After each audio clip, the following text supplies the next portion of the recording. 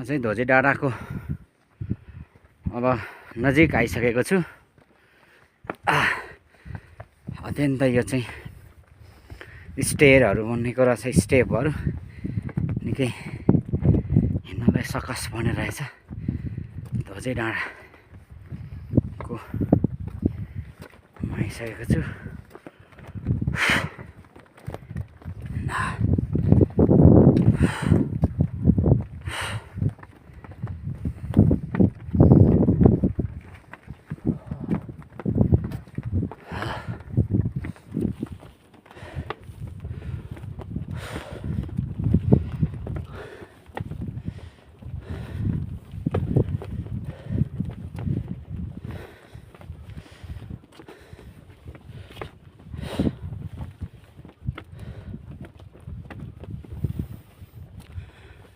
यहाँ आइरहेछ हाम्रो मुख्य केन्द्रबिन्दु धोजे डाँडाको।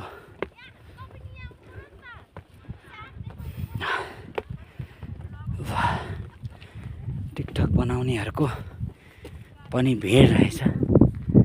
यहाँनिर समाधि स्थल रहेछ, विशेषतः यहाँनिर समाधिहरू अनि देख्न सक्नुहुन्छ। यहाँनिर विशेषतः साथै मनोरम डाँडा रहेछ। निकै मुस्किल हुने रहेछ यहाँ आइपुग्न, हिँड्न चाहिँ तल सडकदेखि लगभग आधी घन्टा चाहिँ जोखिम हिँड्नु पर्ने रहेछ। यहाँ समाधि स्थलहरू रहेछ, देख्न सक्नुहुन्छ। यहाँनिर जीवित संसारपछि घरको संसारको ठ्याक्क अलिकति माथि देखिराख्नु भएको मुख्य धोजे डाँडा रहेछ।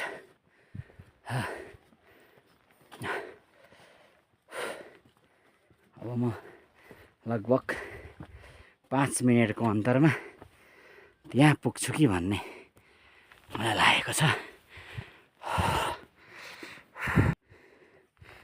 यो ठाडो सिँढीहरू स्टेयर पार गरेपछि मात्रै धोजे डाँडाको माथि केन्द्रबिन्दुमा पुगिने रहेछ।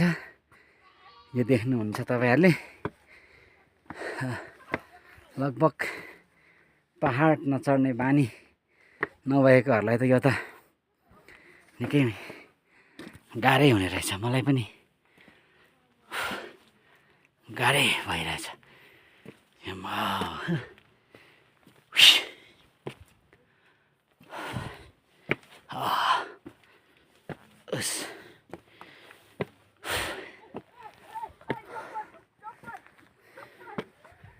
ठाडो कालो रहेछ।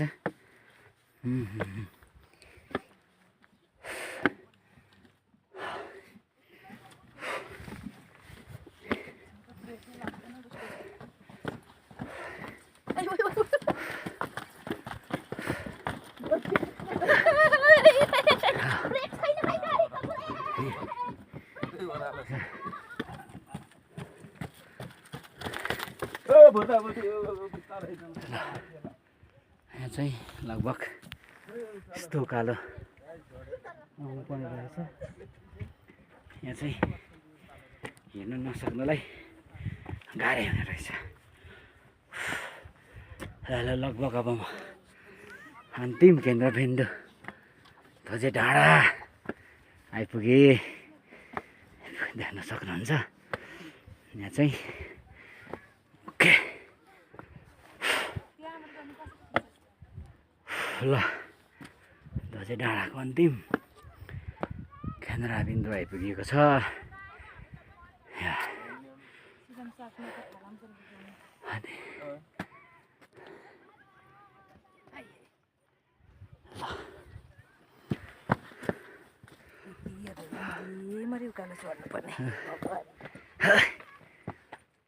ल यस्तो रहेछ भने यहाँ सिलाम सागमा यहाँ चाहिँ खुर्मी रहेछ, चाहिँ सिलाम सागमा छ।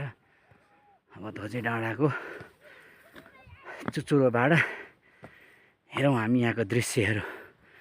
चन्द्रमालाई त्यहाँ देख्न सक्छौँ। भने यहाँ रहेछ ल ढोगौँ दर्शन गरौँ। ध्वजे डाँडाको शिरबाट हामी देख्न सक्छौँ यहाँको दृश्यहरू ल वरिपरि। ल म ध्वजे डाँडा आइपुग्न सफल भएको छु। माउन्टेन रेन्ज भ्यू फ्रम ध्वजे डाँडा। माउन्टेन रेन्ज भ्यू फ्रम ध्वजे डाँडा। अल्टिट्युड अफ ध्वजे डाँडा 2250 मिटर्स मतलब 2222 मिटरको उचाइमा रहेछ। यहाँको दृश्य यस्तो रहेछ यहाँबाट।